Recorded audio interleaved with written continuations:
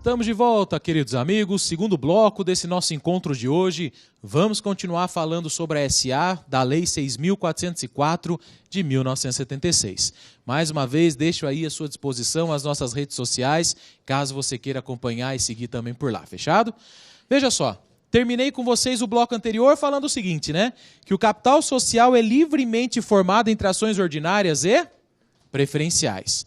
Só há uma vedação, pessoal. Coloque essa vedação no caderno de vocês. É uma vedação trazida pelo artigo 15, parágrafo 2º desta lei, que fala o seguinte: não poderá ser formado por mais de 50%, não poderá ser formado por mais de 50% de ações preferenciais sem direito de voto. Não poderá ser formado por mais de 50% de ações preferenciais sem direito a voto. A única vedação trazida pela lei de SA é a seguinte: sociedades anônimas não formem o seu capital social com mais da metade de preferenciais sem direito a voto. Por quê, pessoal? Porque se você formar mais da metade de preferenciais sem direito a voto, veja que, por exemplo, 51% do capital social não vota. Só quem vota vai ser 49%. Você entregou o controle da companhia nas mãos da maioria ou minoria? Minoria. Isso não pode acontecer. Então, por isso que a vedação é essa. No máximo 50% de preferenciais sem voto. Livremente formada entre ações ordinárias e preferenciais, não podendo ser formado por mais de 50% de preferenciais. Certo ou errado? Errado, pessoal. Eu disse que não pode ser formado por mais de 50% de preferenciais sem direito de... E eu disse também que a preferencial pode ou não ter direito de voto. Então, cuidado com isso. O que a lei veda é mais da metade sem voto. Se a ação preferencial tiver direito de voto, pode ser 70% preferencial, 30% ordinária, sem problema nenhum. Fechado, amigos? Então, preste atenção que já caiu essa pegadinha na OAB. Mas na prática, meus amigos, geralmente eles formam dessa maneira. Como diria o Ibope, salvo 2 pontos para mais ou para menos, na prática, geralmente as SA são compostas assim. Petrobras, 58% de ordinárias e 38% de preferenciais. Os 58% de ordinárias nas mãos do governo federal. Os outros restantes nas nossas mãos. Itaú Unibanco, 62% de ações ordinárias. Todas elas nas mãos da família Moreira Salles, que controlava o Unibanco, e Setúbal, que controlava o Itaú. O restante nas nossas mãos, acionistas preferencialistas. Aí, geralmente, elas formam assim, e geralmente esse lote de 60% de ações ordinárias ou está nas mãos de uma pessoa, ou de uma família, ou de um grupo de investidores, que são os grupos que controlam essa sociedade anônima, por isso que fala acionista, gestor. Fechado, meus amigos? Primeiro valor mobiliário, então, que estudamos, foram as ações. Segundo valor mobiliário, também muito importante, principalmente em época de crise, como é a que o Brasil está vivendo, são as debêntures, que vêm reguladas entre os artigos 52 a 58 desta lei de SA. Tá? Artigos 52 a 58 desta lei de SA.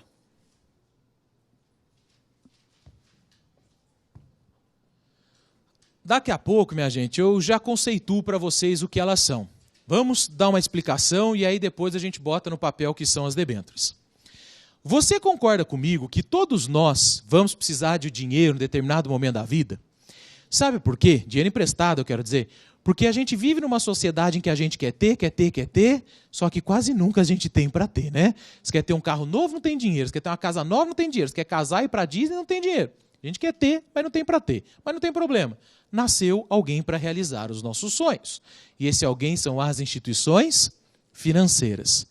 Nós, pessoas físicas e outras pessoas jurídicas que não sejam SA, quando precisamos de dinheiro emprestado, a gente não tem outra solução. A gente tem que pegar emprestado com instituição financeira. E as instituições financeiras, pessoal, cobram as taxas de juros, não digo nem as mais altas do mundo, as mais altas de todas as galáxias que ainda estão por ser descobertas, pessoal. Eu tenho certeza sobre vida, pode ser a 500 milhões de anos-luz da Terra, pode ter vida, mas não tem taxa de juros maior do que a brasileira. Ou seja, pegar dinheiro emprestado em banco no nosso país é caríssimo, pessoal. Às vezes você deixa sua mãe como garantia, o banco tem cara de pau de falar só 4,5% ao mês. É uma taxa de juros abusiva isso aí. Cartão de crédito, então, é 20% ao mês. É muito caro pegar dinheiro no Brasil. O que isso tem a ver com as debêntures? Sociedade anônima, por vários momentos da vida dela, ela precisa de dinheiro emprestado. Por exemplo, imagine que uma Embraer em São José dos Campos precisa de 50 milhões de reais amanhã para ampliar o seu galpão. Às vezes ela não tem 50 milhões de reais, pessoal. E o fato dela não ter não significa que ela está falida. Ela só não tem capital de giro naquele momento. O que ela vai precisar fazer? Pegar dinheiro emprestado. Só que as SAs têm uma opção que nós não temos. Elas podem ir para as instituições financeiras e pegar dinheiro emprestado com elas, mas elas podem pegar dinheiro emprestado com a gente, mercado de capitais. Surreal não tem 50 milhões, eu sei, mas eu empresto 50 reais, ela 100 reais, ela 200 reais, ele 2.000 reais. Quando você comprar uma debênture, pessoal, você nada mais está fazendo do que emprestando dinheiro para a sociedade anônima. Grosso modo, debênture é um empréstimo que a sociedade anônima faz com o mercado de capitais. Só que ao invés de você comprar ações, você pode comprar debênture, que é um valor mobiliário diferente, em que você empresta dinheiro para a sociedade anônima. Quando você compra ação, você é sócio. Quando você compra debênture, você está emprestando dinheiro. O que dela você se torna? Credor. O debenturista, pessoal, não é sócio. O debenturista, e o ano passado a Petrobras emitiu 200 milhões em debêntures, hein? O debenturista, ele é credor da sociedade anônima. Anote o conceito de debênture no seu caderno. Coloque assim, amigos. São valores mobiliários por meio dos quais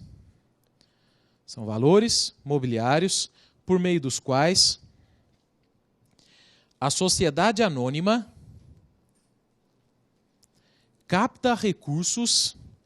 São valores mobiliários por meio dos quais a sociedade anônima capta recursos com o mercado de capitais. Valores por meio dos quais a sociedade anônima capta recursos com o mercado de capitais. Tudo bem, meus amigos? Então isso é debênture. Vamos entender a essência dela, porque temos bastante coisa para falar sobre esse valor mobiliário que vem se tornando em evidência no nosso país. Meus amigos, vamos entender a lógica em primeiro lugar. Você pode pensar assim, Surreal, por que a Embraer, ou seja, por que a sociedade anônima, se ela precisa, por exemplo, de 40 milhões de reais, por que ela vai vir pegar emprestado comigo e ela não vai pegar emprestado com uma instituição financeira? Por exemplo, por que ela não vai pegar emprestado com o Santander? Porque quando ela entrar no Santander, Santander vai abrir gentilmente a porta para ela e falar, o que podemos fazer por você hoje, não é verdade? Ela fala, eu preciso de 40 milhões de reais. Santander sozinho empresta para ela, pessoal. Isso aqui não é debênture. Só que uma instituição financeira, provavelmente, isso aqui não está na lei, só para vocês entenderem, provavelmente vai cobrar dessa sociedade anônima uma taxa de juros de 2% ao mês. Já se ela vir e pegar esse dinheiro emprestado com você, mercado de capitais, provavelmente a Embraer vai pagar nessa debênture uma taxa de juros de 1 a 1,5% ao mês. Compensa para a sociedade anônima, amigos?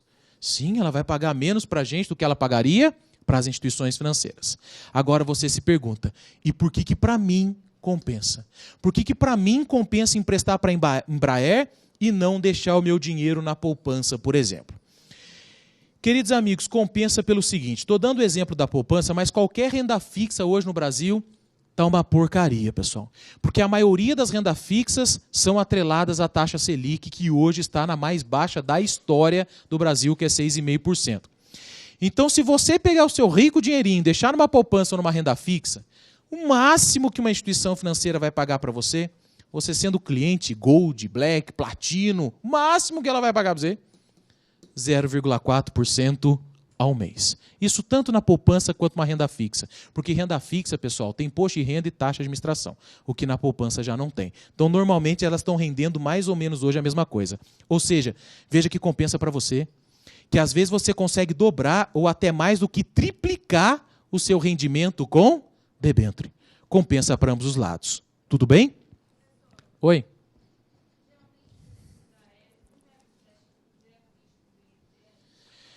Ela perguntou se não pega empréstimo diretamente no BNDES. Tem também a forma de se pegar dinheiro emprestado por meio do Banco Nacional de Desenvolvimento Econômico e Social, tá?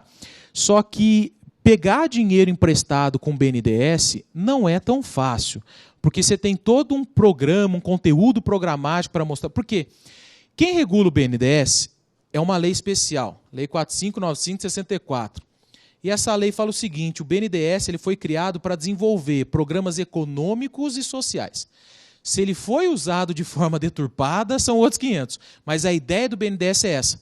Aliás, a ideia do BNDES não é nem emprestar dinheiro para SA, é emprestar dinheiro para ME e para EPP, para fomentar a micro e a pequena empresa. E aí, quando uma ME ou EPP precisa de dinheiro, é mais fácil. Quando uma SA precisa de dinheiro, é muito difícil com o BNDES. Ah, surreal, mas é a JBS. Como fala? São outros 500, deturparam, às vezes, a lógica do BNDES. Mas uma SA normal, vamos dizer assim, que não tem conchavo político, nada, às vezes é difícil ela pegar dinheiro do BNDES. Sabe por quê? Você tem que provar onde aquele dinheiro vai estimular a economia brasileira, onde aquele dinheiro vai estimular o cunho social no Brasil. Por exemplo, uma companhia aérea chega e fala: preciso de 3 bilhões, vai o BNDES fala: mas e algum programa social com isso? Entende? Então, teoricamente, uma SA é difícil pegar dinheiro emprestado com o BNDES. Não é tão fácil assim quanto possa parecer. ME e EPP, que é o oposto da sociedade anônima, é muito mais fácil pegar dinheiro do BNDES do que uma grande empresa. Mas ela pode também socorrer do BNDES, tá? Mas, normalmente, às vezes ela acaba socorrendo por meio de debênture. Meus amigos, quando você compra uma debênture, a lei de SA fala o seguinte: a sociedade anônima já estipula qual é a taxa de juros que ela vai te pagar e já estipula qual é o prazo de pagamento. Normalmente, meus amigos, as debêntures são títulos de resgate médio ou longo, ou seja, não são pagos num curto espaço de tempo. Normalmente, a debênture é paga no espaço de 3 a 8 anos. Só que isso, na própria escritura de debênture, já vai vir delimitado. Na próprio documento que você adquirir, já vai vir delimitado qual é o prazo. Ou seja, só não compre debêntures, pessoal, se você está juntando uma graninha para viajar no final do ano para a Disney, para casar, para comprar um carro, porque daí você não vai pegar o dinheiro de volta. Já na poupança você resgata a hora que você quiser. Já com debênture não, sociedade anônima fala: vou te pagar você em 2022. Beleza, tem que esperar até 2022. Surreal, mas eu não posso vender essa debênture? Até pode, mas daí você vai perder dinheiro. Que o cara que comprar sua debênture não vai pagar aquilo que você pagou, porque ele sabe que você vai estar apertado. Fechado, amigos? Olha o que já apareceu na primeira fase. Você comprou debênture, e ainda não apareceu uma peça dessa segunda fase, mas pode aparecer. Você comprou debênture, a SA estipulou que ia pagar você no dia 20 de setembro de 2018. Chegou dia 20 de setembro, ela deu o balão. Ela não pagou. O que você pode fazer contra essa sociedade anônima? Você pode cobrá-la, pessoal? Claro. Por meio de qual ação? Cobrança ou execução? Lembrem-se que você só pode entrar com a ação de execução se tem em mãos um título executivo extrajudicial. Então, para você falar que é uma ação de execução, nós temos que mostrar na lei onde está previsto que as debêntures são títulos executivos extrajudiciais. E elas são, pessoal. O artigo 784, inciso 1º do Código de Processo Civil, o artigo 784, inciso 1º do Código de Processo Civil, ensina para a gente que as debêntures são títulos executivos extrajudiciais. Ou seja, se não forem pagas, são passíveis de serem cobradas por meio de ação de execução. Já caiu isso aqui na primeira fase. Como que se cobra uma debênture inadimplida? Alternativa, ação de execução. Ponto final, porque ela é título executivo extrajudicial. Olha, meus amigos, se alguém for fazer empresarial na segunda fase, Olha como empresarial mamão com açúcar, você vai com o olho fechado com o pé nas costas, né?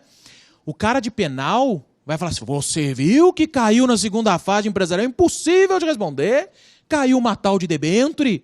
Imagine que apareça a peça para você assim, ó. Surreal comprou 50 mil reais em debêntures para serem convertidas e resgatadas no dia 20 de setembro.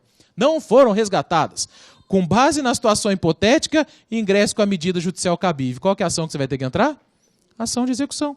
Execução como vocês estudam em processo civil, pessoal. Como se fosse uma execução de cheque, por exemplo, só que execução de debênture, que ela é um título executivo extrajudicial. Fechado? Próximo passo ainda sobre as debêntures. Você fala, Surreal, beleza, posso entrar com ação de execução, mas eu sei hoje que no Brasil o devedor só responde com seu patrimônio. A única prisão civil que ainda existe é a de pensão alimentícia, que não vai cair ao caso. E aí que surgiu aquele ditado no Brasil, devo, não nego, pago quando puder. Você pode até entrar com uma ação de execução contra a minha pessoa. Essa execução recai sobre o meu patrimônio. Se eu não tenho patrimônio, essa execução vai ser frustrada. Aí você pede garantias. É possível a sociedade anônima dar garantias ao pagamento dessa debênture? É, pessoal. E o artigo 58 fala quais são as garantias que a sociedade anônima pode dar ao pagamento dessa debênture. Meus amigos, vamos começar pelo início. Se você emprestar dinheiro para ela e ela não der garantia nenhuma, como que essa debênture vai ser chamada? Como são chamados todos os créditos que não têm garantia no Brasil. Como são chamados os créditos que não têm garantia no Brasil? Quirografários. Então, se a sociedade anônima não der garantias, se ela não der garantia nenhuma, a sua debênture vai ser chamada de debênture quirografária. Como são chamados todos os créditos que não têm garantia no Brasil. Tá? Isso aqui não é nem direito empresarial, é direito civil. Mas ela pode dar duas garantias para você. Primeira garantia que ela pode dar é a garantia real, que vem do latim res, que significa coisa. Primeira garantia que ela pode dar é uma garantia real, que vem do latim res, que significa coisa. O que vem a ser a garantia real, pessoal? Na garantia real, a sociedade anônima ela dá um bem específico como forma de garantia. Qualquer bem, móvel, imóvel, semovente, mas ela dá um bem específico como forma de garantia o pagamento de sua obrigação.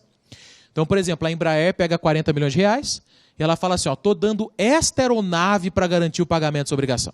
Esta aeronave, modelo tal, chassi tal, não sei nem se avião tem chassi, mas, por exemplo, ela especifica, esta aeronave está garantindo o pagamento das debêntures. Isso é garantia real, você deu coisa, deu res, tudo bem? Ela pode dar também a chamada garantia flutuante. A garantia flutuante é um pouco diferente, pessoal, porque ela não dá uma coisa específica, ela dá todo o patrimônio dela como forma de garantia. Ela vai falar, tudo que vocês estão vendo aqui está sendo dado como forma de garantia ao pagamento dessa debênture. Todas as aeronaves, todos os maquinários, todas as minhas sedes e filiais, tudo bem?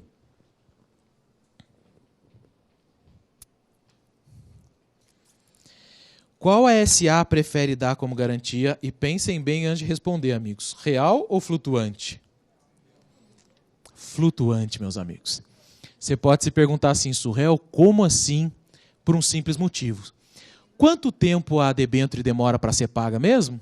3 a 8 anos. Se ela der garantia real, ela não pode fazer nada com esse bem nos próximos 3 a 8 anos, salvo pagando ou tendo a concordância dos... Então, se ela der uma aeronave, pessoal, ela fica encalhada com essa aeronave 8 anos. E às vezes ela precisa vender essa aeronave, ela não pode vender, que ela deu como garantia real. Já na garantia flutuante, como ela deu todo o patrimônio, a lei de SA fala o seguinte, venda o que você quiser, só conserve dinheiro para pagar as debêntures. Então, por exemplo, suponhamos que o Damaso emitiu debêntures e deu garantia flutuante. Se ele deu garantia real, falou assim, eu estou dando o prédio da Liberdade como garantia real, ele não pode fazer nada com esse prédio nos próximos 8 anos. Agora, se ele deu garantia flutuante, ele pode vender o prédio da Liberdade. Se, de repente, o prédio da Paulista é suficiente para pagar os credores. Ou ele pode vender o prédio da Paulista. De repente, o prédio da Liberdade foi suficiente para pagar os Credores. Então veja que a garantia flutuante não engessa a sociedade anônima, é por isso que geralmente ela prefere dar garantia flutuante. Tudo bem, meus amigos? Surreal, quer dizer então que debênture quirografária nem pensar? Meus amigos, é mais arriscado, né? Mas a lógica do mercado de capitais é a seguinte: quanto mais risco você se propõe a correr, mais você pode ganhar, mas mais você pode. Numa debênture quirografária, como a sociedade anônima não está te dando garantia nenhuma, provavelmente ela vai te pagar isso aqui. Numa debênture garantida, provavelmente ela vai pagar isso aqui, ou até um pouco menos. Quanto maior seu risco, maior ela vai pagar para você. Fechado, meus amigos? Terceiro valor mobiliário. Entenderam o que são as debêntures? Sim. Terceiro valor mobiliário, bônus de subscrição, que vem previsto nos artigos 75 a 78. E também, pessoal, é importante depois você dar uma lida no artigo 168 da Lei de SA, que vai estar relacionado ao bônus. Meus amigos, em primeiro lugar, vejam só, estudar para a primeira fase da UAB, às vezes não é nem o quanto você estuda, né? Às vezes, Surreal, eu sou estudante Unibanco, 30 horas por dia. Às vezes não é isso. Às vezes é o como você estuda. Não só acompanhar as aulas, pessoal, mas duas tarefas fundamentais. Primeiro, resolver as provas anteriores. Pelo menos as 5 provas anteriores. Se você resolver pelo menos as 5 provas anteriores, você vai ver que basicamente 60% está na sua próxima prova.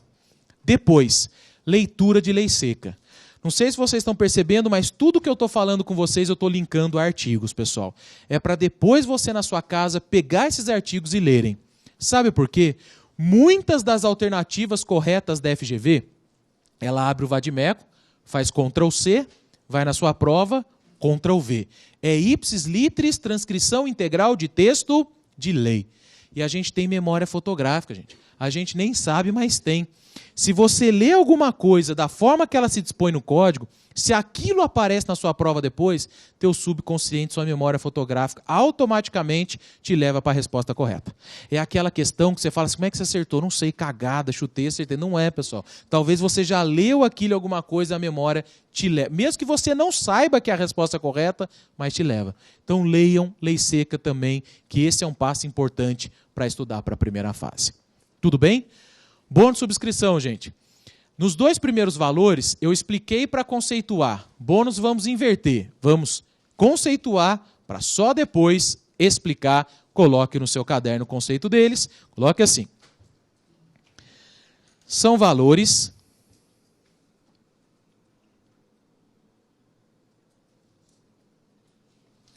que conferem ao seu titular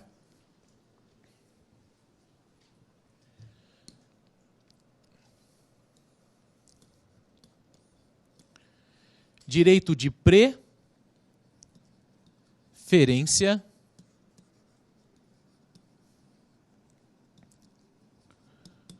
na aquisição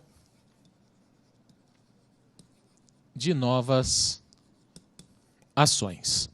São valores mobiliários que conferem ao seu titular direito de preferência na compra, ou seja, na aquisição de novas ações. Surreal, não entendi nada. Agora deixem de anotar, pessoal, preste atenção na explicação, porque é simples a sistemática do bônus subscrição. Olha só, suponha que a Gol, Linhas Aéreas SA, ela tenha hoje um capital social de 30 bilhões de reais. Tá? Se ela tem um capital social hoje de 30 bilhões de reais, qual valor mobiliário ela emitiu para formar esse capital social? Ações. Ela emitiu ações aí que representem 30 bilhões de reais. E ela está funcionando. Mas pode ser que amanhã a Gol cresça.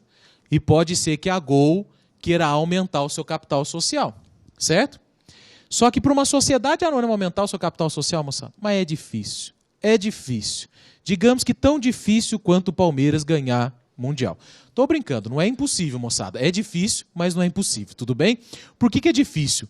Para ela alterar o valor do seu capital social, primeiro ela tem que mudar o estatuto social. que é o documento que constitui ela. Para mudar estatuto social, você precisa convocar a Assembleia. Você precisa da aprovação dos sócios na Assembleia. Meus amigos, seu condomínio, às vezes tem 20 condôminos, dá briga? Imagine uma SA com 100 mil sócios. Imagine para aprovar a alteração do estatuto. Não bastasse isso, aprovado a Assembleia, vai na junta comercial. Não bastasse isso, aprovado na junta, vai na comissão de valores mobiliários. Ou seja, é muito difícil ela aumentar o seu capital social. Mas a lei de SA prevê um atalho. A lei de SA prevê uma forma dela encurtar esse caminho. E é uma forma dela encurtar esse caminho que está prevista no artigo 168 da lei de SA. Porque a lei de SA, no artigo 168, ela fala o seguinte: a sociedade anônima, quando ela está se constituindo, ou seja, quando ela está se constituindo, que documento que ela está elaborando mesmo? O estatuto social. Ela já pode prever no estatuto social a possibilidade dela aumentar o capital social. Então, por exemplo, a Gol, ela elaboraria o estatuto social dela mais ou menos da seguinte maneira. Ela fala assim, ó: eu sou a Gol, Linhas Aéreas SA, que estou começando com capital de 30 bilhões. Mas eu já deixo permitida a majoração desse capital social para 60 bilhões. Ela já deixa autorizado no estatuto social que ela possa majorar para 60, para 70, para 80. Já caiu na primeira fase. Como é que chama a SA que já tem permissão para majorar o seu capital social? Meus amigos, direito empresarial é fácil, seja na primeira ou na segunda fase. Na segunda fase, o nome da peça é aquilo que você quer no seu pedido. É sempre você pensar o que você quer pedir, é o nome da sua peça em direito empresarial. Na primeira fase, também, geralmente, é o seguinte. Veja que a Gol, ela é uma sociedade que já tem a permissão para aumentar o seu capital. Como é que se chama essa SA? Segundo o artigo 168, ela é chamada de sociedade de capital autorizado. A sociedade anônima, que já tem aprovada a majoração do seu capital social, ela é chamada de sociedade de capital autorizado.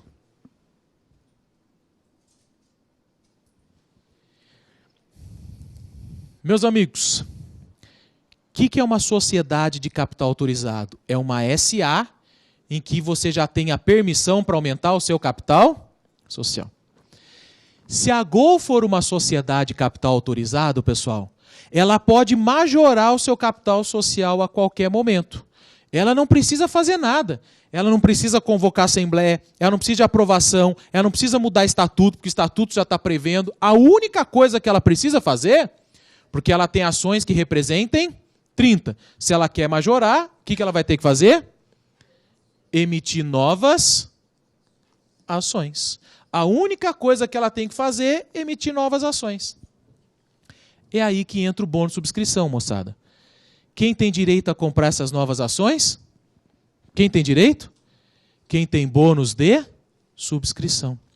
Veja só, você concorda comigo que a sociedade anônima, que é de capital autorizado, ela gera uma expectativa no mercado de que algum dia ela vai majorar o seu capital social? Pode ser que ela nunca majore, mas o mercado de capitais vive de expectativa. Então, quando ela fala, ó, meu capital é 30, mas já está autorizado para ir para 70, ela já cria uma expectativa de que algum dia ela vai emitir novas ações. Ela começa a emitir bônus de subscrição. Bônus de subscrição, pessoal, dá o direito de preferência em você comprar aquelas novas ações. Se a sociedade anônima emitir um dia, quando a sociedade anônima emitir um dia. Porque se ela nunca emitir, você nunca vai exercer o seu direito de preferência. Surreal, mas qual que é a lógica disso? A lógica é a seguinte, pessoal. Primeiro lugar, quando você comprar um bônus de subscrição, você ainda não comprou a ação. Você comprou o direito de preferência em comprá-lo. Bônus de subscrição geralmente não é caro. Geralmente tem um valor baixo. Então, por exemplo, imagine que você pagou 50 centavos um bônus de subscrição da Gol. Vai dar o direito de você comprar uma nova ação. Olha como as pessoas ganham dinheiro com bônus, pessoal. Quando a ação é nova, ou seja, quando ela está sendo vendida pela primeira vez, quem está comprando ela paga por ela o chamado preço de emissão, que é o preço que ela está sendo emitida. Quando uma ação é nova, quem compra ela pela primeira vez, uma ação que está sendo impressa pela sociedade anônima agora, paga por ela o preço de emissão. Quando você compra uma ação que já foi de outras pessoas, você não paga o preço de emissão, você paga o valor de mercado. Mais uma vez eu faço uma comparação com vocês com o mercado imobiliário. Um apartamento é um apartamento, né, gente? Mas dependendo de quando você compra esse apartamento, você paga mais ou menos. Quando você compra um apartamento na planta, normalmente você paga mais ou menos por ele. Quando você compra um apartamento depois de pronto, geralmente você paga o valor de mercado, que geralmente é maior. Com as ações a mesma coisa, pessoal.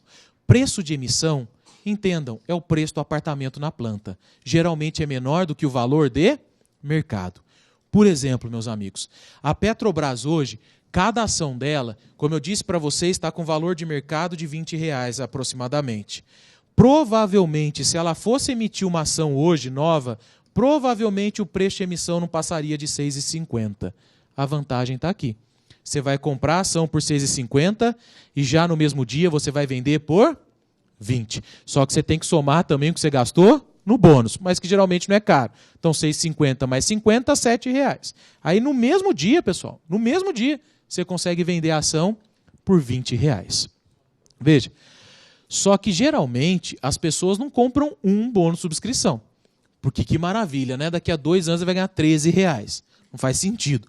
Geralmente as pessoas compram lotes de bônus subscrição. 1.000 bônus, 10.000 bônus, porque dá o direito de você comprar 1.000 ações, 10.000 novas ações, tudo bem? Aí você já ganha 13.000, 130 mil reais de uma tacada só. Mas o bônus subscrição é isso, pessoal. É aquele título emitido que dá o direito de preferência em adquirir novas. Só quem pode emitir bônus subscrição é sociedade de capital autorizado. E a lei fala o seguinte, mesmo assim, ela só pode emitir bônus de subscrição até o limite do capital que foi autorizado. Então, por exemplo, aqui no nosso caso, é para subir até 60 bilhões. Não poderia a Gol emitir bônus de subscrição para os caras comprarem ações que representem 100 bilhões, 150 bilhões. Não, até o limite do que foi autorizado. Fechado até aqui, meus amigos? Não. Mercado de capitais, ela perguntou, não tem garantia nenhuma, né? Não tem. Aliás, mercado de capitais é um mercado de risco, tá? Aliás, pode ser, meus amigos, a lógica é que o valor de mercado seja maior do que o preço de, mas pode acontecer às vezes que o valor de mercado está tão baixo que não compensa nem você comprar aquelas ações. Por exemplo, normalmente o preço do apartamento pronto é mais alto do que o preço na planta. Mas suponha que você comprou um apartamento, aí veio o Geraldo Alckmin e falou assim, nós vamos construir um lindo presídio de segurança máxima do lado do seu prédio, né? E aí, inclusive, vai ter uma portinha ligando o seu prédio com o presídio. O valor de mercado do seu apartamento vai estar maior ou menor do que você pagou? Menor. Então, às vezes, pode acontecer, mas isso é muito difícil. Do preço de mercado está abaixo do que o preço de emissão. Aí, mesmo que emita, você nem vai querer comprar, você vai perder os bônus de subscrição. Tudo bem?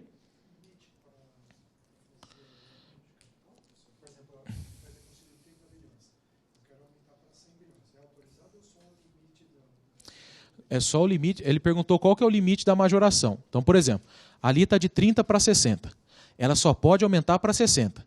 Não precisa ser de uma hora para outra. Pode ser gradativo. Aumenta 5, aumenta 4, aumenta 20, mas até chegou no 60, acabou. Se ela colocou no seu estatuto social que o aumento é até 60, ela não pode aumentar para 100.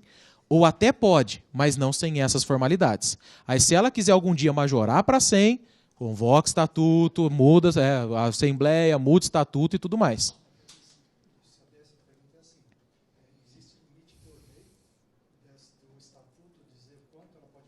Não.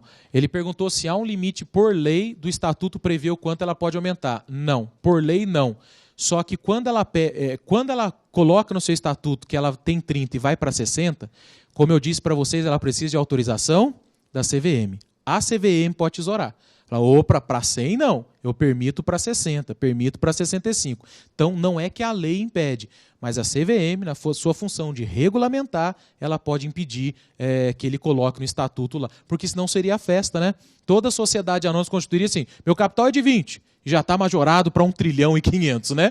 Porque daí o cara começa a emitir boa subscrição, mas daí a CVM é que vai autorizar ou não. Tudo bem? Não a lei, mas a CVM pode impedir. Fechado com esses valores mobiliários, meus amigos? Sim.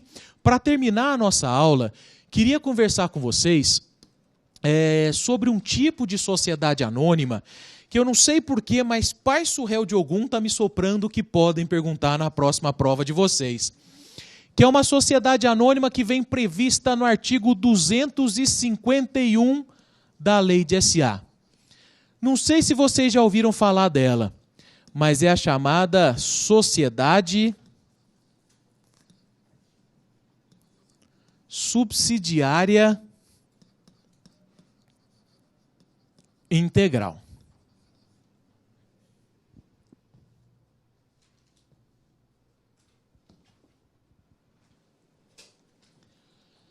Meus amigos, o que é a Sociedade Subsidiária Integral?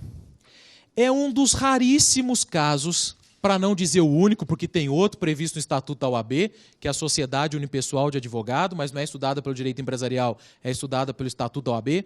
Em direito empresarial, é o único caso de sociedade unipessoal. O que é uma sociedade unipessoal? É uma sociedade composta por apenas um sócio. A regra no Brasil é que as sociedades sejam pluripessoais, tudo bem?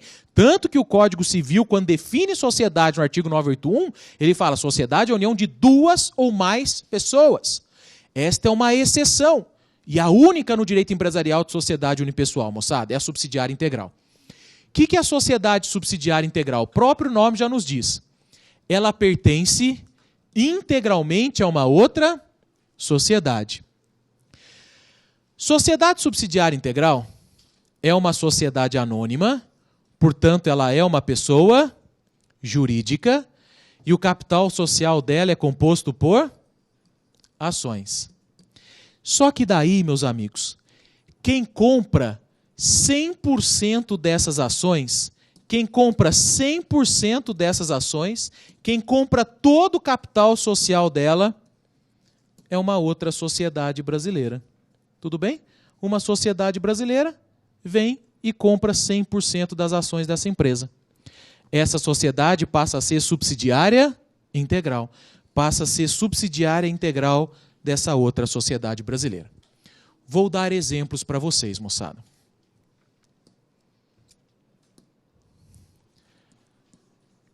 BR Distribuidora, tá? BR Distribuidora. Você pega lá uma pessoa jurídica, uma sociedade anônima é a transportadora, tudo bem? Com autonomia, com independência. É uma sociedade anônima composta por ações. Só que adivinha quem é o titular de 100% dessas ações, amigos? Petrobras. Então veja que a BR Distribuidora, ela é uma sociedade subsidiária integral da Petrobras. Ou seja, a única acionista é a Petrobras. Por isso que se fala que a BR, um exemplo hipotético, a BR Distribuidora é uma sociedade unipessoal. Porque quem que é a única sócia dessa sociedade? A Petrobras. Tudo bem, amigos? Isso acontece muito com sociedade anônima. Uma SA vai e compra 100% das ações de outra. Ela passa a ser subsidiária integral. Aí, meus amigos, é comum também que a Petrobras, ela... Lembra da refinaria de Pasadena, meus amigos? Né? Aí vai lá na refinaria de Pasadena e ela vai e compra 100% das ações. O que essa sociedade passou a ser?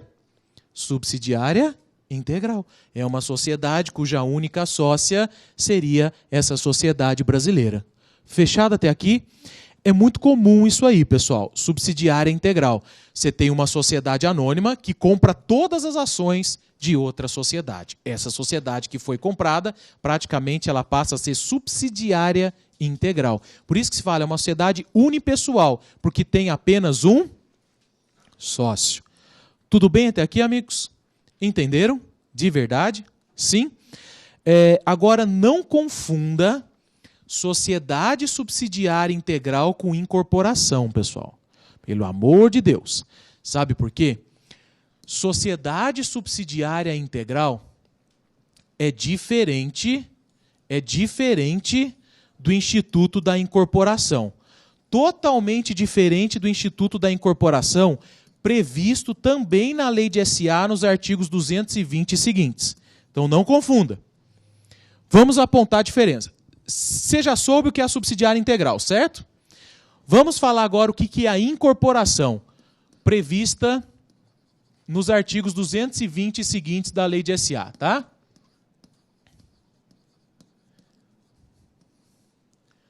Olha a incorporação, moçada. Santander, uma grande sociedade anônima espanhola, pessoa jurídica composta por vários acionistas. Começou a paquerar com o Banco Real, que era uma outra sociedade anônima. O que o Santander fez, pessoal? Incorporou o Banco Real. Comprou praticamente o Banco Real inteiro. Só que na incorporação, moçada, essa empresa que foi adquirida, ela é extinta. Ela deixa de existir. E ela passa a fazer parte da incorporadora. Você tem a incorporada, que foi comprada, e a incorporadora que comprou. Santander, o Banco Real sumiu, moçada. Não tem mais Banco Real. Simplesmente agora o que se tem é o Santander mais forte, é o Santander mais gordo, é o Santander, a única pessoa jurídica do Santander com todo o patrimônio incorporado do Banco Real. Tanto que quando há incorporação, moçada, a incorporadora assume todos os direitos e deveres da incorporada. Por exemplo, a marca Van Gogh não é uma marca do Santander, era uma marca do Banco Real. Só como ele comprou o Banco Real não existe mais. Essa marca agora é do Santander. Então veja a diferença, pessoal. Na incorporação, a incorporadora é extinta. Na sociedade subsidiária integral é diferente, pessoal. A Petrobras, ela vai e compra todas as ações da BR Distribuidora, mas ela não extingue a pessoa jurídica, ela mantém aquela pessoa jurídica. Tudo bem? Com personalidade jurídica própria, com administração própria, com diretoria própria, com pagamento de imposto próprio. Só que daí ela é a única acionista dessa subsidiária integral que a ela pertence.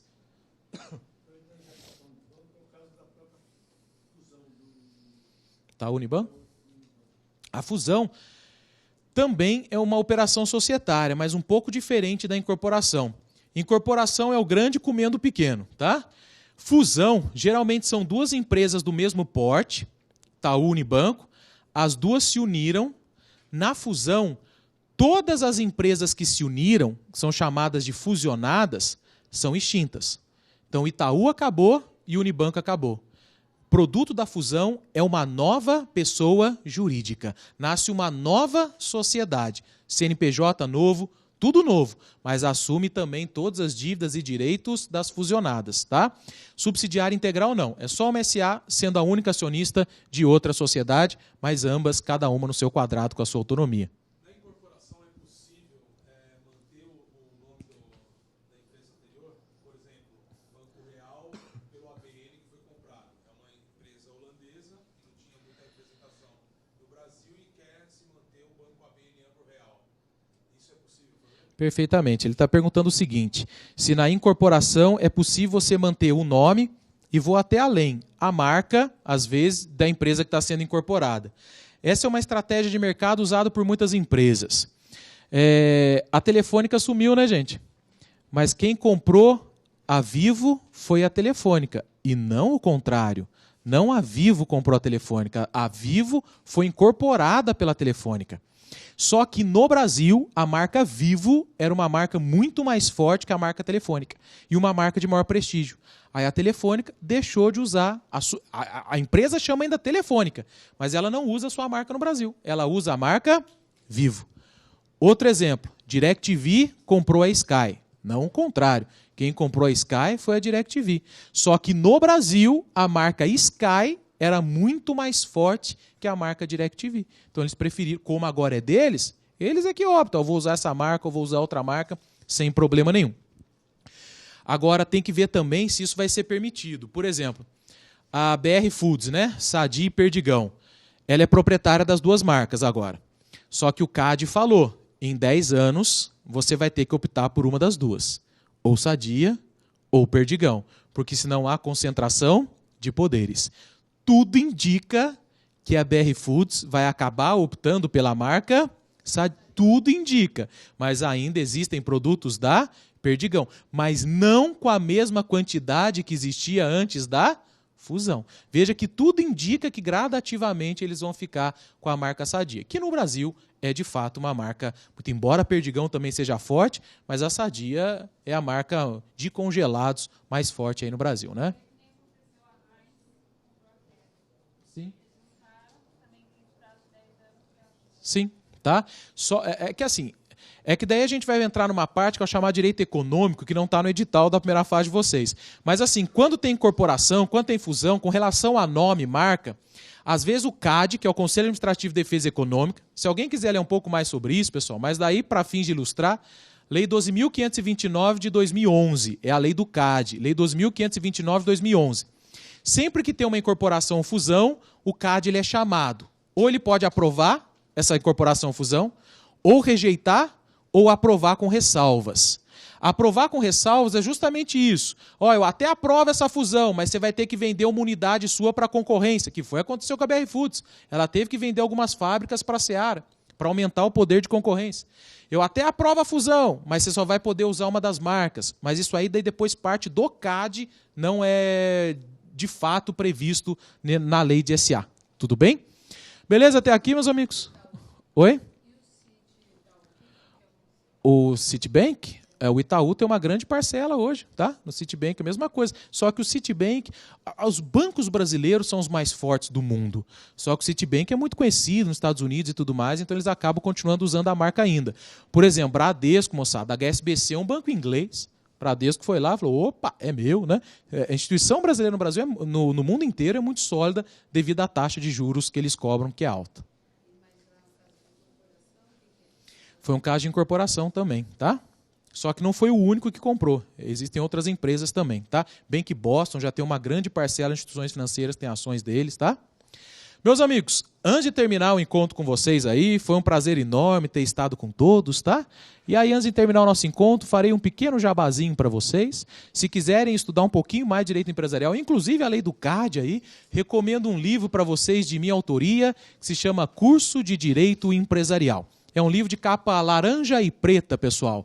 Tem quase aí 650 páginas. É um livro que traz todo o direito empresarial, desde o início até o final, passando, obviamente, pela lei de SA. Tem questões da OAB, tem questões de concurso público, é legal para você ir para a prática e tudo mais, tá? Esse livro, o preço de capa dele é 151. Só que daí eu fiz um acordo com a editora e eles colocaram 200 unidades para vender no site deles a R$ 65. Acabou em 15 dias. Aí ontem eu entrei em contato com eles de novo e eles colocaram mais 100 unidades a R$ 65. Então, se alguém quiser, pessoal, vai estar nesse site aqui a preço promocional, www.catalivros.com.br. O livro é vendido na Amazon, na Saraiva, tá? Só você digitar curso Direito Empresarial e o nome é esse narigudo que vos fala. Só que nesse site aqui está sendo vendido a R$ 65. Tem mais 100 unidades a R$ 65. Na Amazon eu vi hoje, está R$ 114, tá, gente? catalivros.com.br. Aí você digita lá ou Surreal ou Curso Direito Empresarial que vai aparecer lá. Fechado, meus amigos? Foi um prazer enorme ter estado com todos vocês. Se Deus quiser, a gente se encontra em breve. Não sei se na próxima aula, mas certamente antes do curso de vocês terminar, teremos outras aulas do Direito Empresarial comigo. Grande abraço e até a próxima. Se Deus quiser, bons estudos, pessoal. E faça isso aí, aula, lei seca e prova, que você vai ver que o caminho do sucesso é garantido. Até a próxima, se Deus quiser.